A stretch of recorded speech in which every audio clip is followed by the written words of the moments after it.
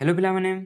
Class 10 geometry बहिर आम जो फास्ट चैप्टर रही ज्यामिति रे सादृश्य रो तुम पार्ट 7 वीडियो देखो माने यह तुम लास्ट वीडियो देखो या पूर्व आम 6टी वीडियो रे पूरा डिटेल सब किसी पढ़ी पढ़ी के आसुचु है तुम सब किसी आराम से बुझी पारुथो है तो सब किसी आराम से बुझी पारुथो तो देखो ये जो लास्ट है आम जो पार्ट 7 वीडियो रे आम जो लास्ट जो टॉपिक रही प्रमेय आम 1.4 रही है आम डिटेल बुझी ना देखो ये जो प्रमेय 1.4 को लेकिन आम पाखे गोटे अनुसरण रही आम 1D अनुसरण रही तो यह देखो ये जो प्रमेय 1.4 रही है टी इंपोर्टाट देखो एठुका आम जो एग्जाम रे बढ़िया बढ़िया क्वेश्चन आसी जाए देखो ये जो उपपाद्य ये जो प्रमेय तो पढ़ा ये प्रमेय को नहीं आमको 3टी फर्मूला कौन 3टी फर्मूला पढ़ा पड़ो से 3टी फर्मूला आम इंपोर्टाट देखो ताको आम पूरा भल भाव में डिटेल पढ़ी आम ताको नहीं किसी क्वेश्चन एवं कहीना बुझीपारे तो चलो ये आम क्लास स्टार्ट करवा तो तुम कौन कर तुम कौन कर हाँ सार मुझे जाने खाता पेन बाहर कर चलो चलो खाता पेन बाहर करो आम पूरा सांगे पढ़ा पूर्व छोटा इनफर्मेशन है देखो आम सिंपली जो तुम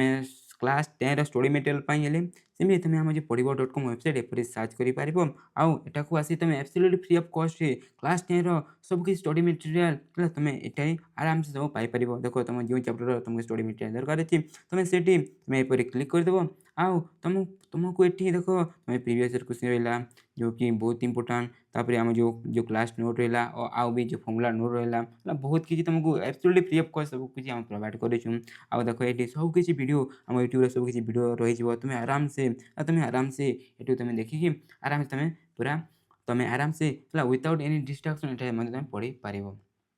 तो होगा आउ कि आम टाइम वेस्ट करवानी तो चलो ये जो छोटिया क्लास को आम एबे स्टार्ट करके आम जल्दी यहाँ फिनिश करदे तो देख आम जो प्रमेय 1.4 जो कि बहुत इंपोर्टाट तो यहाँ आम पूरा पढ़ा स्टार्ट करवा देख ए क्लास सीधा आम प्रमेय 1.4 रु ही आम स्टार्ट करवा देख आम प्रमेय 1.4 कौन कहे एक समकोणी त्रिभुजर समकोणर शीर्षर कोण प्रति अंकित लंब द्वारा जो दुईटी त्रिभुज उत्पन्न हुए से द्वय प्रत्येक मूल त्रिभुज सहित सदृश हो परस्पर सह सदृश यहाँ मैंने कौन देख यदि आम पाखे गोटे कौन गोटे जदि समकोणी त्रिभुजटी अच्छी है देख कौन अच्छी गोटे आम समकोणी त्रिभुजटी अच्छी आटाकर देख आम जो समकोण रही देख यह आम समकोण 90 डिग्री है से समकोण जो आम शेष रही जदि सेठू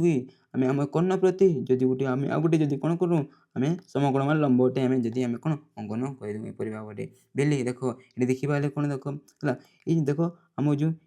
पूरा जो बड़ जो त्रिभुज देख ये पूरा बड़ त्रिभुज है दुईटी छोट छोट जो त्रिभुज आम भाग होगा देख ये दुईटी बोले ये कौन कह देख है कौन देख से दुई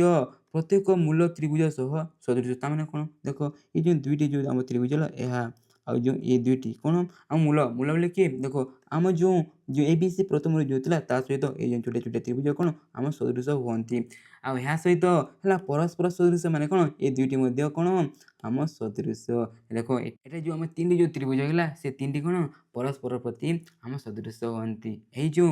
जो प्रमेय ताहा कहे केतेबेले मन रखिथो गोटे समकोणी त्रिभुज थिबा जरूरी आउ ये जो समकोण रु यार समकोण रु जदि गोटे आम जो कोण प्रति जदि गोटे लंबटे आम टाणु है केतेबेले देख जदि गोटे आम त्रिभुज अच्छे समकोणी त्रिभुज तबे जो आम जो गोटे समकोण जो रही सेठू जदि आम गोटे कोण प्रति जदि लंबटे पूरी आम टाणीबा से आम कौन कहूँ देख ये आम जो 3टी जो आम त्रिभुज होगला से 3टी त्रिभुज है परस्पर प्रति कौन सदृश हमें यह आम उपपाद्य सरी आम प्रमेय 1.4 कहे तो देख ये कौन 3टी जो रही देख आम जो देख ये तुमको कौन सी मो ना को लेकिन तुमको कहनी कहीं देख आम जो सदृश जो लिखूँ देख आम जो सदृश जो लिखूँ आम सेपरी आम कौन से ना को लेकिन आम एपरी जब लिखा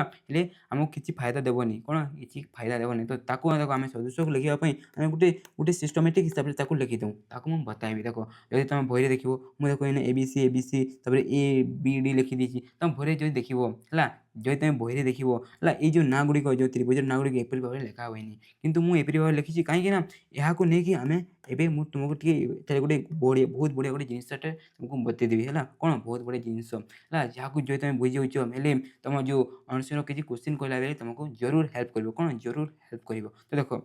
आम आम तो जानिले कौन ये तीनोटी कौन आम सदृश हुए परस्पर प्रति सदृश बोली देख ତ ଆମେ ଆମେ କହିପାରିବା ଆମ କ'ଣ ଏଇ ଯେଉଁ ଏ ବି ସି ତ୍ରିଭୁଜ ହେଲା ଆମ ଯେଉଁ ଛୋଟିଆ ଆମ ଏଇ ଯେଉଁ ତ୍ରିଭୁଜ ପ୍ରତି କ'ଣ ସଦୃଶ୍ୟ କହିକି। ତ ଦେଖ ଆମ ଯେଉଁ ଏ ବି ସି ତ୍ରିଭୁଜ କାହା ସହିତ ସଦୃଶ୍ୟ ଦେଖ ଏହା ସହିତ ସଦୃଶ୍ୟ। ତ ଏହାକୁ ଆମେ କିପରି ଲେଖିବା? ଆମେ ସିମ୍ପଲି ଆମେ ଏ ବି ଡି କ'ଣ ଆମେ ସିମ୍ପଲି ତ୍ରିଭୁଜ ଆମେ ଏ ବି ଡି ଆମେ ଲେଖିପାରିବାନି ହେଲା। ଯଦି ଲେଖିଦେବା ହେଲେ ହେଲା ବହୁତ ଚାନ୍ସ ରହିବ ଯେ କିଛି ଭୁଲ ହେବାର ସମ୍ଭାବନା ରହିଛି। ତ ଏହାକୁ ଆମେ କିପରି ଲେଖୁଁ ହେଲା, ତାକୁ କିପରି ଲେଖିଲେ ଭଲ ଭାବରେ ବୁଝିବ। ଦେଖ ଆମ ଏଠାରେ କ'ଣ ଅଛି ଏ ବି ସି ରହିଛି। ଦେଖ ଆମ ଏ ବି ସି ତ୍ରିଭୁଜ ଅଛି। ତ ଦେଖିବା ହେଲେ ଏହା କେତେ ଆମ 90 ଡିଗ୍ରୀ କେତେ ଡିଗ୍ରୀ ଆମ 90 ଡିଗ୍ରୀ। ତ ଏବେ ଆମେ ଦେଖିବା କ'ଣ ଆମ ଯେଉଁ ଆମେ ଯେଉଁ ଛୋଟିଆ ତ୍ରିଭୁଜ ଯେଉଁ ନେଉଛୁ ସେଠି ଆମ 90 ଡିଗ୍ରୀ ଅଛି କି? ଦେଖ ଆମେ ଦେଖିଲେ କ'ଣ ଆମ 90 ଡିଗ୍ରୀ କ'ଣ ଆମ ଡି ଅଛି। ତ ଦେଖ ଆମେ ଯେଉଁ ଜାଗାରେ ଦେଖ ଆମ ଯେଉଁ ବି ରଖିଛୁ ଦେଖ ଏଠି ଯେଉଁ ଏଇ ଯେଉଁ ତ୍ରିଭୁଜରେ ଯେଉଁ ଜାଗାରେ 90 ଡିଗ୍ରୀ ଅଛି ଦେଖ ଆମେ ସେକେଣ୍ଡ ରଖିଛୁ। ତ ଆମ ଏଠି ଯେଉଁ ଆମ ଏଇ ଯେଉଁ ତ୍ରିଭୁଜର ହେଲା ଯେଉଁ ନାଁ ଲେଖିବା ହେଲା ମଝିରେ କିଏ ରହିବ? ଆମ କେ ରହିବ। ଦେଖ ଆମ କେ ରହିବ ଆମ ଡି ରହିବ। କ'ଣ ଡି ରହିବ। ତ ଆମେ ମଝିରେ କ'ଣ ଲେଖିଦେବା? ଦେଖ ଆମେ ଡି ଲେଖିଦେବା। କ'ଣ ଲେଖିଦେବା? ମଝିରେ ଡି ଲେଖିଦେବା। ତାପରେ ହେଲା ତାପରେ ଦେଖ ତାପରେ ଦେଖ ଆମେ କ'ଣ ଏଇ ଯେଉଁ ଛୋଟିଆକୁ ନେଉଛୁ ଆଉ ଏଇ ଆମେ ବଡ଼ ତ୍ରିଭୁଜକୁ ନେଇଛୁ। ଦେଖ ଏଇ ଯେଉଁ ଏ କୋଣ ଦେଖ ହେଲା ଏ କୋଣ ଦେଖ ଆମ ଛୋଟିଆରେ ବି ଅଛି ଆଉ ପୁରା ବଡ଼ରେ ବି ଅଛି। ମାନେ ଦେଖ ଏ କୋଣ ଦେଖ ଯେହେତୁ ଦୁଇରେ ଅଛି ଦୁଇଟି ଆମ ସମାନ ଥିବ। ତ ଦେଖ ଆମେ ଏ ଜାଗା ଏ ଦେଖ ଏ ଆମ ଦେଖ ଏଠି ଆମ ଆଗରେ ଲେଖା ହେଇଛି। ତ ଏଠି ମଧ୍ୟ ଆମେ ଯେଉଁ ନେବା ନା ସେଠି ମଧ୍ୟ କ'ଣ ଲେଖିଦେବା? ଆମେ ଆଗରେ ଲେଖିଦେବା। ତାପରେ ଦେଖ ହେଲା ଏଠି ଆମ କ'ଣ ସି ବଚିଗଲା। ତ ଦେଖ ଏଠି ଆମ ଏ ଛୋଟିଆ ଯେଉଁ ତ୍ରିଭୁଜ ରହିଛି ଦେଖ ଏଠି ଗୋଟିଏ କ'ଣ ଆମ ଗୋଟେ ବଚିଯାଇଛି କ'ଣ ଆମ ଯେଉଁ ବି ବଚିଯାଇଛି। ତ ସେଥିପାଇଁ ଏଠି ଆମେ ଲେଖିବା କ'ଣ ଏଇ ଯେଉଁ ସି ଦେଖ ଲାଷ୍ଟ ଏକା ଆମେ ଏଠି ସିମ୍ପଲି ଆମେ ବି ଲେଖିଦେବା। ତ ଦେଖ ଆମ ହେଇଗଲା କ'ଣ ତ୍ରିଭୁଜ ଏ ବି ସି ସଦୃଶ ଆମେ ତ୍ରିଭୁଜ ଏ ଡି ବି କହିପାରିବା। ଦେଖ ଆମେ ଏ ବି ଡି ନି ଆମେ ଏ ଡି ବି ଆମେ କହିପାରିବା। ଦେଖ ଏପରି ଆମେ ଏହାକୁ ଆମେ ଲେଖିଥାଉ। ଟିକେ ଭଲ ଭାବରେ ବୁଝିବା ପାଇଁ ଚେଷ୍ଟା କର ମୁଁ କ'ଣ କହୁଛି ବୁଝିପାରୁଛ ତ। ଆମେ ସେପରି ଭାବରେ ଏହାକୁ ଆମେ ଲେଖିଥାଉଁ ହେଲା। ଚଲ ଏବେ ଆମେ କ'ଣ କରିବା? ଦେଖ ଏଇ ଯେଉଁ ବଡ଼କୁ ହେଲା ପୁରା ବଡ଼ ତ୍ରିଭୁଜକୁ ଆମେ ଜାଣିଛୁ ଏ ବଡ଼ ଏହା ଛୋଟ ସହିତ ମଧ୍ୟ କ'ଣ ହୋଇଥାଏ? ଛୋଟ ସହିତ ମଧ୍ୟ କ'ଣ ହୋଇଥାଏ? ଆମେ ସଦୃଶ ହୋଇଥାଏ। ତ ଏହାକୁ ଆମେ କିପରି ଭାବରେ ଯେଉଁ ଆମ ଯେଉଁ ଛୋଟ ତ୍ରିଭୁଜକୁ ସଦୃଶ କହିକି କିପରି ଭାବରେ ଆମେ ଲେଖିବା ହେଲା। ଚଲ ଯଦି ତମକୁ ଲାଗୁଛି କି ତମେ ଏହାକୁ କରିପାରିବ ହେଲେ ତମେ ଏବେ ତମ ହିସାବରେ ବାହାର କର ଆଉ କମେଣ୍ଟରେ ଯାଇକି ତମେ କମେଣ୍ଟ କରିଦିଅ ହେଲା। ମୁଁ ଦେଖିବି ତମେ କରିପାରୁଛ କି ନାହିଁ ହେଲା। ମୁଁ ଦେଖିବି ହେଲା ତମେ କରିପାରୁଛ କି ନାହିଁ ହେଲା। ଦେଖ ଏବେ ମୁଁ ବତେଇ ଦେଉଛି। ଦେଖ ଆମ କ'ଣ ଆମ ଯେଉଁ ଏଇ ଯେଉଁ ବଡ଼ ଯେଉଁ ତ୍ରିଭୁଜକୁ ଆମ ଏଇ ଯେଉଁ ଛୋଟିଆ ତ୍ରିଭୁଜ ସହିତ ଆମେ ସଦୃଶ ଲେଖିବାର ଅଛି। ତ ଏହାକୁ ଆମେ କିପରି ଲେଖିବା? ଦେଖ ଏଠି ମଧ୍ୟ ଆମେ ସେହିପରି ଆମେ କରିବା। ଦେଖ ଆମେ ଯେଉଁ ବଡ଼ରେ ଏହା କେତେ ଆମ 90 ଡିଗ୍ରୀ। ତ ଆମ ଛୋଟରେ ଦେଖିବା କେଉଁ ଜାଗାରେ ଆମ କ'ଣ 90 ଡିଗ୍ରୀ ଅଛି କି? ଦେଖ ଆମ ଏଇ ଜାଗାରେ କେତେ ଅଛି? ଆମ 90 ଡିଗ୍ରୀ ଅଛି। ତ ଦେଖ ଆମ ଯେଉଁ ବି କୋଣ ଆମ ଡି କୋଣ ସହିତ ସମାନ। ଦେଖ ଆମ ଏଠି କ'ଣ ଯେଉଁ କୋଣ ସମାନ ରହିଥାଏ ନା ତାକୁ ଆମେ ହେଲା ସେଇ ଜାଗାରେ ଆମେ ଲେଖିଦେବା। ଦେଖ ଆମ କୋଣ ବି କ'ଣ ଆମ ଡି ଦେଖ ଆମେ ଡିକୁ ମଝିରେ ଲେଖିଦେବା। ତାପରେ ଦେଖ ହେଲା ଆମେ ଏଇ ଯେଉଁ ବଡ଼କୁ ଦେଖିବା ଆଉ ଏହାକୁ ଯଦି ଦେଖିବା ଦେଖ ଆମ ସି କୋଣ ଦୁଇଟି ହେଉଛି ମାନେ ଦୁଇଟି ଆମେ ସମାନ ଅଛି। ତ ଦେଖ ଏଠି ଆମେ ଲାଷ୍ଟ ସି ଲେଖିଛୁ ହେଲେ ହେଲା ଲାଷ୍ଟ ସି ଲେଖିଛୁ। ତ ଏଠି ଆମେ କ'ଣ ଲେଖିଦେବା? ଆମେ ସିକୁ ମଧ୍ୟ ଲାଷ୍ଟ ଲେଖିଦେବା। ତ ତାପରେ ଆଉ ଗୋଟେ ଏଠାରେ ଦେଖ ଆମ ଏ ବଚିଯାଇଛି। ଦେଖ ଏଠି ଆମ ଏ ବଚିଯାଇଛି ହେଲା। ଆଉ ଏଇ ଯେଉଁ ଛୋଟିଆରେ କ'ଣ ବଚିଲା? ଦେଖ ଆମ ଆଉ ଛୋଟିଆରେ କ'ଣ ବଚିଲା? ଦେଖ ଆମ କ'ଣ ବଚିଲା? ଆମ ବି ବଚିଗଲା ହେଲା। ତ ଆମେ ଏଠି କ'ଣ କରିବା? ସିମ୍ପଲି ଆମେ ବିକୁ ଆଗରେ ଲେଖିଦେବା। ତ ଦେଖ ଆମ ଯେଉଁ ତ୍ରିଭୁଜ ରହିଲା ହେଲା ଆମ ତ୍ରିଭୁଜ ଡି ବି ସି ହେଲା ଆମ ତ୍ରିଭୁଜ ଏ ବି ସି ସଦୃଶ ଆମେ ତ୍ରିଭୁଜ ବି ଡି ସି କହିକି ଆମେ ଲେଖିପାରିବା। ଦେଖ ଆମେ ଏହାକୁ କିପରି କରୁଛୁ ଆକ୍ଚୁଆଲି ଦେଖ ଆମ ଯେଉଁ ଅନୁରୂପ ଶୀର୍ଷ ବିନ୍ଦୁ ହେଲା କ'ଣ ଆମ ଯେଉଁ ଅନୁରୂପ ଶୀର୍ଷ ବିନ୍ଦୁକୁ ନେଇକି ଆମେ ଏପରି କରିଥାଉ। ସେଥିପାଇଁ ଆମେ ଏଠାରେ ଦେଖ ଆମ ଯେଉଁ ଅନୁରୂପ ଶୀର୍ଷ ବିନ୍ଦୁକୁ ପାଇବା ପାଇଁ ଆମେ କ'ଣ ଯେଉଁ ଆମକୁ ଯେଉଁ କୋଣ ଗୁଡ଼ିକ ଯେଉଁ ଦିଆହେଇଛି ହେଲା। ଦେଖ ଆମେ ଯେଉଁ ଫାଷ୍ଟ ଯେଉଁ ଦେଖିଲେ ହେଲା ଫାଷ୍ଟ ଯେଉଁ ଦେଖିଲେ ଆଉ ଯେଉଁ ସେକେଣ୍ଡରେ ମଧ୍ୟ ଯେଉଁ ଦେଖିଲେ ହେଲା ଏହାକୁ ଯେଉଁ ଅନୁରୂପ କୋଣକୁ ନେଇକି ଆମେ ଯେଉଁ ଅନୁରୂପ ଶୀର୍ଷ ବିନ୍ଦୁକୁ ଆମେ ପାଇକି ଏପରି ଆମେ ଲେଖିଥାଉ। ସେହିପରି ଆମ ଅନୁରୂପ ଯେଉଁ ବାହୁ ଗୁଡ଼ିକ ଯେଉଁ ସମାନୁପାତି ଥାଏ ତ ତାକୁ ବି ମଧ୍ୟ ଆମେ ସେହିପରି ଭାବରେ ଟିକେ ଦେଖିକି ଆମେ ଏପରି ଭାବରେ ଆମେ ଟିକେ ଲେଖିଥାଉ ହେଲା। ଯଦି ଲେଖିବା ହେଲେ ଏହା ଆମକୁ ବହୁତ ଫାଇଦା ଦେଇଥାଏ। କ'ଣ ଏହା ଆମକୁ ପଛରେ ବହୁତ ଫାଇଦା ଦେଇଥାଏ ବୁଝିପାରୁଛ ତ। ଚାଲ ଆମ ଯେଉଁ ଥାର୍ଡ଼ ରହିଛି ହେଲା ଏବେ ତୁମେ ମଧ୍ୟ ଟ୍ରାଏ କର ଏହାକୁ ଆଉ କମେଣ୍ଟ କର ହେଲା। ଟ୍ରାଏ କରିକି କମେଣ୍ଟ କର ହେଲା। ଦେଖ ଏଠି କ'ଣ ଆମ ଏଇ ଯେଉଁ ତ୍ରିଭୁଜ ଦିଆହେଇଛି ହେଲା ଏହା ସହିତ ମଧ୍ୟ କ'ଣ ଆମ ସଦୃଶ। ତ ଆମେ ଏହାକୁ କିପରି ଭାବରେ ଏହା ସହିତ ସଦୃଶ ଲେଖିବା ଟିକେ ଭଲ ଭାବରେ ଭାବିକି କହ କ'ଣ ହେବ ନା ବୁଝିପାରୁଛ ତ କିପରି ହେଲା। ମୋତେ ଲାଗୁଛି କି ତୁମେ ଟିକେ ବୁଝିପାରୁଥିବ। ତ ଦେଖ ତୁମେ ଭିଡ଼ିଓକୁ ପଜ୍ କରିକି ଏଠାରେ ତୁମେ କରିପାରିବ। ମୁଁ ଏବେ କରିଦେଉଛି ହେଲା ପ୍ଲେ କରିବ। ମୁଁ ଏବେ କରିଦେଉଛି। ଦେଖ ଯଦି ଆମେ ଦେଖିବା ଏଇ ଯେଉଁ ତ୍ରିଭୁଜକୁ ଏହା ସହିତ ଆମକୁ କ'ଣ ଆମେ ସଦୃଶ ପ୍ରମାଣ କରିବାର ଅଛି ହେଲା। ସଦୃଶ ପ୍ରମାଣ ନାହିଁ ହେଲା ସଦୃଶ ହେଲା କିପରି ଭାବରେ ଲେଖିବାର ଅଛି ତାକୁ ଆମକୁ ଦେଖାଇବାର ଅଛି। ତ ଦେଖ ଆମେ କିପରି ଲେଖିବା ବୋଲେ ଆମେ এই ଯେଉଁ ଦେଖ ତ୍ରିଭୁଜକୁ ଦେବା ଏଇ ଯେଉଁ ତ୍ରିଭୁଜ ଦେଖ ଆମ କେଉଁ କେଉଁ କୋଣ ସମାନ ଅଛି ହେଲା ଦେଖ ଆମେ ଦେଖିଲେ ଏ କୋଣ ସହିତ ଆମ କୋଣ ସମାନ ଅଛି ବୋଲେ ଏଇ ଦୁଇଟି କୋଣ ଯେଉଁ ଡି କୋଣ ଦୁଇଟିରେ ଆମ କୋଣ ହେଇଥିବ ଆମ ଅନୁରୂପ କୋଣ ହେଇଥିବ। ତ ସିମ୍ପଲି ଆମେ ଦେଖ ଏଠି ଲାଷ୍ଟ ଡି ଲେଖା ହେଇଛି ତ ଆମେ ଲାଷ୍ଟ କ'ଣ ଲେଖିଦେବା ଆମେ ଡି ଲେଖିଦେବା। ତାପରେ ଏବେ ଏବେ କ'ଣ ହେଲା ଏବେ ଆମ ଏଇ କୋଣ ସହିତ ସମାନ ହେବ କି? ତୁମେ କହିବ ମୁଁ ଜାଣିନି ହେଲା ଦେଖ ଏହାକୁ ଆମେ କିପରି ଟିକେ ଭାବିବା ହେଲା ଯଦି ଦେଖିବା ଦେଖ ମନେ ରଖିଥିବ ହେଲା ମୁଁ ବେଶୀ ତୁମକୁ ଆଉ ଟାଇମ୍ ନେଉନି ଦେଖ ଏଠିକା ହେଲା ମନେ ରଖିଥିବ ଯେ ଏଇ କୋଣ ସହିତ କେବେ ବି ଆମ ସମାନ ହେବନି ହେଲା କେବେ ବି ସମାନ ହେବନି ବୋଲେ ଏପରି କେସ୍ରେ ପ୍ରାୟତଃ ସମାନ ହୁଏନି ଦେଖ ମନେ ରଖିଥିବ ଯେ ଦେଖ ଆମ ଏଇ ଯେଉଁ କୋଣ ହେଲା ଏଇ ଯେଉଁ କୋଣ ହେଲା ଏହା ସହିତ ନେଇ ହେଲେ ଏହା ସହିତ ହେଲା ଏଇ ଯେଉଁ କୋଣ ଏହା ସହିତ ଆମ ସମାନ ହୋଇଯାଇଥାଏ ଆଉ ମନେ ରଖିଥିବ ଆମ ଏଇ ଯେଉଁ କୋଣ ହେଲା ଏହାକୁ ଛଡ଼େଇକି ଆମ ଏହା ସହିତ ସମାନ ହୋଇଯାଇଥାଏ। କାହିଁକି ମୁଁ ତୁମକୁ ଏତେ ଡିଟେଲରେ ବତଉନି କାହିଁକି ନା ଭିଡ଼ିଓ ଲେନ୍ଦି ହେଇଯାଇଛି ହେଲା ତ ମୁଁ ଲେଖିଦେଉଛି କ'ଣ ଦେଖ ଏଠି ଯଦି ଦେଖିବା ମୁଁ କ'ଣ କହିଲି ଦେଖ ଆମ ଯେଉଁ ଏଇ ଯେଉଁ କୋଣ ହେଲା ଆମ ଯେଉଁ ଏଇ ଯେଉଁ କୋଣ ଆମ କ'ଣ ଏଇ ଯେଉଁ ବି କୋଣ ସହିତ ସମାନ ହେବ ତ ଦେଖ ଇଏ ଆମ ଫାଷ୍ଟ ଲେଖିଛୁ ତ ଏଠି ଆମ ଯେଉଁ ଫାଷ୍ଟ କ'ଣ ଲେଖିଦେବା ଆମେ ବି ଲେଖିଦେବା। ତାପରେ ମୁଁ ଏଠି ତୁମକୁ କହିଲି କ'ଣ ଦେଖ ଆମ ଏଇ ଯେଉଁ ବି କୋଣ ଦେଖ ଏଇ ଯେଉଁ ବି କୋଣ ଏଠି ଯେଉଁ ବି କୋଣ ଅଛି ଦେଖ ଏଇ ଯେଉଁ ତ୍ରିଭୁଜର ଯେଉଁ ବି କୋଣ ରହିଲା ଏଇ ଯେଉଁ କୋଣ ଏ କୋଣ କ'ଣ ଆମ ଏ କୋଣ ସହିତ ସମାନ ହେଇଯିବ ତ ଦେଖ ଆମ ସେକେଣ୍ଡ ଲେଖା ହେଇଛି ମଝିରେ ତ ଆମେ ଏଠି ମଝିରେ କ'ଣ ଲେଖିଦେବା ଆମେ ସି ଲେଖିଦେବା ତ ଆମ କାମ ହେଇଗଲା। ତ ଆମେ ଏପରି ଭାବରେ ଏ ଦୁଇଟିକୁ ଆମେ ସଦୃଶ ହିସାବରେ ଆମେ ଲେଖିପାରିଥାଉ। ଦେଖ ଟିକେ ତୁମକୁ ବେଶୀ ଟିକେ ଟାଇମ୍ ନେଇକି ଟିକେ ତାକୁ ବତାଇବା ପାଇଁ ଚେଷ୍ଟା କଲି କାହିଁକି ନା ଏହା ତୁମ ପାଇଁ ଇମ୍ପୋର୍ଟାଣ୍ଟ ହେଲା କାହିଁକି ନା ଏହା ତୁମ ପାଇଁ ଇମ୍ପୋର୍ଟାଣ୍ଟ ହେଲା କିଛି କ୍ୱେଶ୍ଚିନ୍ ଯଦି ତୁମେ ଏହାକୁ ଧ୍ୟାନ ନ ଦେବ ହେଲେ ଯଦି ତୁମେ ଏହାକୁ ଧ୍ୟାନ ନ ଦେବ ହେଲେ ତୁମେ କିଛି ଭୁଲ ଟୁଲ କରିଦେବ ବୁଝିପାରୁଛ ସେଥିପାଇଁ ଏହାକୁ ଟିକେ ଧ୍ୟାନ ଦେଇଦେବ ହେଲା ପ୍ଲିଜ୍। ଏବେ ଏହାକୁ ନେଇକି ହେଲା ଏଇ ଯେଉଁ ଆମ ପ୍ରମେୟ 1.4କୁ ନେଇକି କିଛି ଫର୍ମୁଲା ଆସୁଛି କ'ଣ କିଛି ଫର୍ମୁଲା ଅଛି ଯାହାକି ମୋଷ୍ଟ ଇମ୍ପୋର୍ଟାଣ୍ଟ ତୁମ ଏକ୍ଜାମ୍ ପାଇଁ ମୋଷ୍ଟ ଇମ୍ପୋର୍ଟାଣ୍ଟ ତ ତାହାକୁ ଆମେ କରିବା ଦେଖ ଦେଖ ଏଇ ଯେଉଁ ଫର୍ମୁଲାକୁ ହେଲା କିପରି ହେଉଛି କାହିଁକି ହେଉଛି ମୁଁ କିଛି ବତେଇବିନି ଖାଲି ଫର୍ମୁଲା ଦେଖ ମୁଁ ତୁମକୁ ଦେଖ ଏଠାରେ ମୁଁ ଏ ଲେଖିଦେଇଛି ପ୍ରଥମେ ତାପରେ 1 2 ଲେଖିଦେଇଛି ଏହାକୁ ଆମେ ଚେଞ୍ଜ କରିକି 1 ଲେଖିଦେବା ଦେଖ ଏଇ ଯେଉଁ ରହିଛି ହେଲା ମୁଁ ଏହାକୁ ପୁରା କାହିଁକି ହେଉଛି କିପରି ହେଉଛି ମୁଁ ଡିଟେଲରେ ବତାଇବିନି ଖାଲି ମୁଁ ଫର୍ମୁଲାକୁ ବତେଇଦେବି ହେଲା ଆଉ ଏହାକୁ କିପରି ତୁମେ ମନେ ରଖିପାରିବ ଇଜିଲି କ'ଣ ଇଜିଲି କିପରି ତୁମେ ମନେ ରଖିପାରିବ ତାର ପାଇଁ ତୁମେ ଟ୍ରିକ୍ ଦେଇଦେବି କ'ଣ ସେଇ ଟ୍ରିକ୍ରେ ତୁମେ ଆରାମସେ ଏ ଫର୍ମୁଲାକୁ ତୁମେ ମନେ ରଖିପାରିବ ହେଲା ଏଠି ଦେଖ 3ଟି ଫର୍ମୁଲା ଅଛି ତୁମେ ଦେଖିକି ଏ ଫର୍ମୁଲା ମୁଁ ମନେ ରଖିପାରିବିନି ମଧ୍ୟ ଭାବୁଥିବ ହେଲା କିନ୍ତୁ ଆରାମସେ ମନେ ରଖିପାରିବ କାହିଁକି ମୁଁ ତୁମକୁ ଗୋଟେ ଟ୍ରିକ୍ ଦେଇଦେବି ହେଲା ଆଉ ତାପରେ ଆମେ କିଛି କ୍ୱେଶ୍ଚିନ୍ ହେଲା ଅନୁଶୀଳନୀରେ ଏପରି କ୍ୱେଶ୍ଚିନ୍ ଅଛି ହେଲା ଏପରି କ୍ୱେଶ୍ଚିନ୍ ମଧ୍ୟ ଆମେ କରିନେବା ତାପରେ ଆମ କ୍ଲାସ୍ ଖତମ। ଦେଖ ତ ଏଠି ଆମ ଯେଉଁ ଅନୁଶୀଳନ ଦେଖ ଆମ 1.4 ପ୍ରେମର ଆମ 3ଟି ଅନୁଶୀଳନ ରହିଛି ହେଲା ସରି ଗୋଟିଏ ଅନୁଶୀଳନ ଅଛି ସେଠି ଆମ 3ଟି ଫର୍ମୁଲା ଅଛି ତ ଦେଖ ପ୍ରଥମ formula second formula third formula ଦେଖ ଏହା ତୁମେ କିପରି ମନେ ରଖିବ ଦେଖ ଆମ କ'ଣ A B square is equal to कौन आम A D into A C अच्छी कौन आम A B square is equal to A D into A C अच्छी देख आम कौन यह आम ए बी देख बिना डायग्राम रे तुम यहाँ मन रखिपार तो प्रथम एपरी डायग्राम टे कर देख बोले कौन कह देख आम ए बी स्क्वायर देख आम जो रहा A B square is equal to कौन देख आम ए डी इंटू ए सी है देख आम ए डी इंटू ए सी देख आम जो सब फर्मुला सब फर्मुला कौन देख आम ए पटरे है ए पटरे कौन रे 3टी भाग रहा आम ए साइड कौन रहा ये 3टी बाहु मध्य जेकोसी 2टी बाहु आम रहीपर तो देख तो आम जो ए स्क्वायर देख आम ए इक्वल टू कौन देख आम ए सी पूरा रू या लाइक जो अच्छी है देख पूरा आउ या लाइक जो अच्छी या लाइक आम अच्छी कौन आम एडी अच्छी तो देख आम ए स्क्वायर इक्वल टू कौन हम आम एडी या लाइक जो अच्छी आउ या सहित पूरा है या नहीं जा तो आम ए बी स्क्वायर हो कौन आम ए डी इंटू आम ए सी मन रहा मन रहा देख तापर आम बी सी स्क्वायर देख आम बी सी को देख आम बी सी को लगे कौन अच्छी सिंपली देख आम सी डी रहा कौन रहा आम सी डी रहा आउ गोटे पूरा को आम नहीं कौन नहीं पूरा को नहीं है कौन हो देख आम B C square is equal to कौन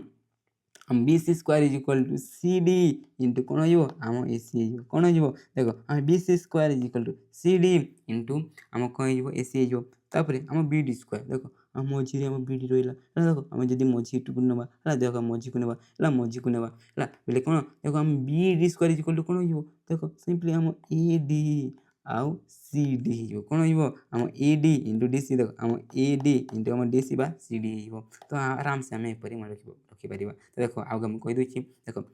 जदि आम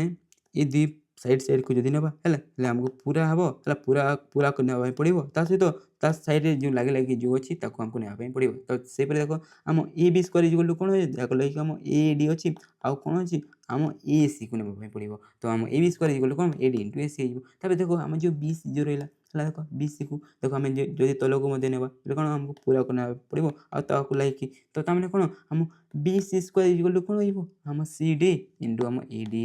ଏ ସି ହେଇଯିବ। ଆରାମସେ ଆମ ହେଇଗଲା। ତାପରେ ଦେଖ ଯଦି ତୁମେ ଏଇ ଭିତରକୁ ନେବ ହେଲା ଭିତରକୁ ନେବ ବୋଲେ ଆମକୁ ପୁରାକୁ ନେବା ପାଇଁ ପଡ଼େନି ୟାର ହାଫ୍ ଆଉ ୟାର ହାଫ୍ ଯେଉଁ ରହିଲା ଦୁଇଟାକୁ ଆମେ ନେଇଯିବା ହେଲା ବୋଲେ ଆମ କ'ଣ ଆମ B D square is equal to କ'ଣ ଆମ A D into D C ହେଲା। ଆରାମସେ ତୁମ ମନେ ରହିଯାଇଥିବ। ମୁଁ ଡିଟେଲ୍ ତୁମକୁ କିପରି ମନେ ରଖିପାରିବ ତାକୁ ବତେଇଲି। ଏହାକୁ ନେଇକି ହେଲା ଏହାକୁ ନେଇକି କିଛି କ୍ୱେଶ୍ଚିନ୍ ଅଛି ତ ଆମେ ଏଇ କ୍ୱେଶ୍ଚିନ୍କୁ ଏବେ ଆମେ କରି ନେବା ହେଲା। ଦେଖ ଆମ କ୍ୱେଶ୍ଚିନ୍ସ ଦେଖ ଏଇ ଯେଉଁ ଡାଇଗ୍ରାମରେ ହିଁ ଦେଖ ଏଇ ଯେଉଁ ଡାଇଗ୍ରାମରେ ହିଁ ଏଇ ଯେଉଁ କ୍ୱେଶ୍ଚିନ୍କୁ ଆମେ କରିବା। ଦେଖ ଏଠି ଆମ କ୍ୱେଶ୍ଚିନ୍ କ'ଣ କହୁଛି ହେଲା ଦେଖ ଏଠି ଆମେ କ୍ୱେଶ୍ଚିନ୍ କ'ଣ କଲା ମୁଁ ପୁରା କ୍ୱେଶ୍ଚିନ୍କୁ ପୁରା ଡିଟେଲ୍ ଲେଖିନି ହେଲା। କ୍ୱେଶ୍ଚିନ୍ କ'ଣ କହୁଛି ଟିକେ ମୁଁ ଟିକେ ବତେଇ ଦେଉଛି। ଦେଖ ଏପରି ଗୋଟେ ଡାଇଗ୍ରାମ ହେଲା ଏପରି ମତଲବ ଦେଖ ଆମ ଯଦି ଦେଖିବ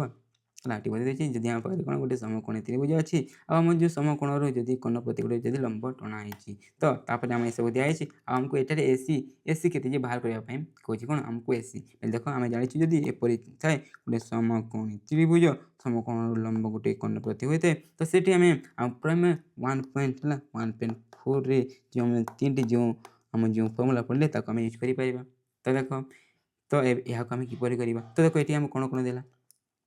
ପ୍ରଥମେ ଦେଖ ଆମକୁ B D is equal to କେତେ ଦେଇଦେଲା 12 ଦେଇଦେଲା ଆଉ ଆମ A D is equal to କେତେ 16 ଦେଇଦେଲା। ଦେଖ ଆମେ ଲେଖିବା ଆମ କ'ଣ ବି ଡି ଦେଖ ଆମ ଯେଉଁ ବି ଡି ରହିଲା ହେଲା ପୁରା B D is equal to କେତେ ଦେଇଦେଲା ଆମ 12 ସେଣ୍ଟିମିଟର ଦେଇଦେଲା। ତାପରେ ଆମ ଏ ଡି କହିଲା ଆମ ଏ ଡି ଆମ ଯେଉଁ A D is equal to କେତେ ଦେଇଦେଲା ଆମ 6 ଦେଇଦେଲା। ତାପରେ ଆମକୁ ଏ ସି ବାହାର କରିବା ପାଇଁ କହୁଛି କ'ଣ ପୁରା ଏ ସି ବାହାର କରିବା ପାଇଁ କହୁଛି ତ ଏହାକୁ ଆମେ କିପରି କରିବା ତ ଦେଖ ଆମେ ଜାଣିଛୁ ଆମେ ଦେଖ ଆମର ଯେଉଁ ବିଡ଼ିର ଫର୍ମୁଲାରେ ହେଲା ଏହା ଯେଉଁ ବିଡ଼ି ଫର୍ମୁଲାରେ ଆମକୁ ଏ ଡି ତ ଦିଆଯାଇଛି କିନ୍ତୁ ଦେଖ ଆମକୁ ଏ ଡି ବି ଦିଆଯାଇଛି କିନ୍ତୁ ଆମକୁ ଡି ସି ତ ମାଗିନି। ଦେଖ ଆମେ ଏଠୁ ଆମେ ଡି ସି ବାହାର କରିବା କିନ୍ତୁ ଆମକୁ ଡି ସି ମାଗିନି ଆମକୁ ଏ ସି ବାହାର କରିବା ପାଇଁ କହୁଛି ତ ଆମେ କିପରି କରିବା ଦେଖ ଆମକୁ ଯଦି ଏ ସି ବାହାର କରିବାର ଅଛି ଦେଖ ପୁରା ଏ ସି ପୁରା ଏଠୁ ଏତେ ପର୍ଯ୍ୟନ୍ତ ଦେଖ ଆମେ ଯଦି ପ୍ରଥମେ ଡି ସି ବାହାର କରିଦେବା ଆଉ ଆମ ଏ ଡି ଆଉ ଡି ସିକୁ ଯଦି ମିଶାଇଦେବା କେତେ ହେଇଯିବ ଆମ ଏ ଡି ହେଇଯିବ ସରି ଆମ ଏ ସି ହେଇଯିବ ଯାହାକୁ ଆମକୁ ବାହାର କରିବାର ଅଛି। ତ ଏଠାରେ ଆମେ କ'ଣ କରିବା ଦେଖ ଏଇ ଯେ ଫର୍ମୁଲାକୁ ନେବା ଆଉ ଆମେ ୟୁଜ୍ କରିକି ଆମେ ଡି ସି ପ୍ରଥମେ ବାହାର କରିଦେବା ଆଉ ତାପରେ ଆମେ ଏ ଡି ସହିତ କ'ଣ କରିବା ଜଷ୍ଟ ଆମେ ମିଶାଇଦେବା। ତ ଦେଖ ଏଠି ଆମେ କ'ଣ କରିବା ତ ଆମେ ସିଧା ଫର୍ମୁଲା ୟୁଜ୍ କରିବା କ'ଣ ଆମ ଦେଖ ମୁଁ ଟିକେ ଏଟାକୁ ଓଲଟିଆ ଲେଖୁଛି କାହିଁକିନା ଆମକୁ ଏପରି ଯଦି ଲେଖିବା ଆମେ ଏପରି ଲେଖିବା ଦେଖ A D into D C is equal to କ'ଣ ଆମେ ବି ଡି ସ୍କୋୟାର ଲେଖିପାରିବା ଯଦି ଆମେ ଏପରି କରିବା ଆମେ ଜଲ୍ଦି ହେଇଯିବ। ଦେଖ ତାପରେ ଆମକୁ କ'ଣ ଡି ସି ବାହାର କରିବାର ଅଛି ତ D C is equal to କ'ଣ ହେଇଯିବ ଆମ ବି ଡି ସ୍କୋୟାର ହେଲା ବାଏ ଆମର କ'ଣ ହେଇଯିବ ଏ ଡି ହେଇଯିବ। ତ ଚାଲ ଏବେ ଆମେ ଭ୍ୟାଲ୍ୟୁ ପୁଟ୍ କରିବା ଦେଖ ଆମ ବି ଡି କେତେ ଦେଇଛି ଆମକୁ 12 ଦେଇଛି 12 ସ୍କୋୟାର ଆଉ ଏ ଡି କେତେ ଏ ଡି ଆମକୁ 6 ଦେଇଛି। ତ ଦେଖ ଏଠି ମୁଁ କ'ଣ କଲି 12 ଇଣ୍ଟୁ 12 ଲେଖିଦେଲି 12 ସ୍କୋୟାର ବୋଲି କେମିତି 12 ସ୍କୋୟାର ବେଲେ ଆମେ 12 ଇଣ୍ଟୁ 12 ଲେଖିପାରିବା କିନ୍ତୁ ଦେଖ ଆମେ ତାକୁ ସ୍କୋୟାର କରିକି ପଛରେ ମଧ୍ୟ କାଟି ପାରିଥାନ୍ତା କିନ୍ତୁ ତାହା ଲେନ୍ଦି ହେବ ହେଲା ତାକୁ ଆମେ କାହିଁକି ବେଶୀ ଟାଇମ୍ ୱେଷ୍ଟ କରିବା। ଦେଖ ଯଦି ଏପରି କରିବା ଆରାମସେ ଦେଖ ଏହା କଟିଯିବ 6 6 କି 6 ହେଲା 6 ଦୁଗୁଣେ 12 ହେଇଗଲା। ଦେଖ 6 ଦୁଗୁଣେ 12 ହେଇଗଲା ତ ହେଇଗଲା ତ ଏବେ ଆମେ କ'ଣ ଦୁଇଟିକୁ ସିମ୍ପଲି ଆମେ ଇଣ୍ଟୁ କରିବା ବୋଲେ ଏହା କେତେ ହେଇଯିବ ଦେଖ ଏ ଦୁଇଟିକୁ ଇଣ୍ଟୁ ଯଦି କରିଦେବା ଆମେ 24 ହେବ କେତେ ହେଇଗଲା ଆମ 24 ସେଣ୍ଟିମିଟର ହେଇଗଲା। ଦେଖ ଆମର କ'ଣ ଆମ ଡି ସି କେତେ ବାହାରିଗଲା ଆମ ଡି ସି କେତେ ବାହାରିଗଲା ଆମ 24 ବାହାରିଗଲା। ଦେଖ ଏହା କେତେ ଆମ 24 ବାହାରିଗଲା ହେଲା ଆଉ ଏଠି ଆମେ ଏହା ଆମ ଆଗରୁ ଦିଆଯାଇଥିଲା କେତେ 6 ଦେଇଦେଲା ଆଉ ଏହା 24 ଆଉ 24 ଆଉ 6 ମିଶିକି କେତେ ହୁଏ 24 6 ମିଶିକି କେତେ ହୁଏ ଆମ 30 ହୁଏ ଯେତେ ବେଲେ ଆମ A C is equal to କ'ଣ ହେବ ଦେଖ A C is equal to ଆମେ ସିମ୍ପଲି ଲେଖିପାରିବା କ'ଣ ଆମେ ଏ ଡି ପ୍ଲସ୍ ଆମେ କ'ଣ ଡି ସି ଲେଖିପାରିବା। ତ ଏ ଡି କେତେ ଦିଆଯାଇଛି ଦେଖ 6 ଦିଆଯାଇଛି ଆଉ ଡି ସି କେତେ ବାହାର କଲେ ଡି ସି ଆମେ 24 ବାହାର କଲେ ତ ପ୍ଲସ୍ 24 ଲେଖିଦେବା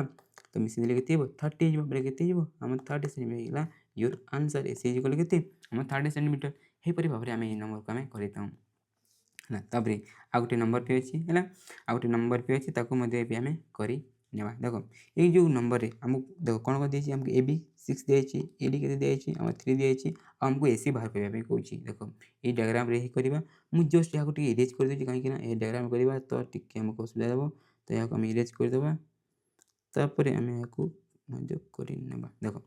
ଆମେ ଯେଉଁ ନେକ୍ସଟ ଯେଉଁ କ୍ୱେଶ୍ଚିନ୍ ରହିଲା ଏଠି ଆମକୁ କ'ଣ ଦେଇଛି ଦେଖ ଆମକୁ ଦେଇଛି ଆମକୁ ଏ ବି 6 ଦେଇଛି ଆଉ ଏ ଡି 3 ଦେଇଛି। ଦେଖ ଏ ବି 6 ଆଉ ଗୋଟେ କ'ଣ ଦେଲା କି ଆମକୁ ଏ ଡି ହେଲା ଆମକୁ ଏ ଡି ଦେଲା ଆମକୁ 3 ଦେଇଦେଲା ଆଉ ତାପରେ ଆମକୁ କ'ଣ କହୁଛି ଆମକୁ ଏ ସି ବାହାର କରିବା ପାଇଁ କହୁଛି। ଦେଖ ଏ ତିନିଟାକୁ ଦେଖ आम ए बी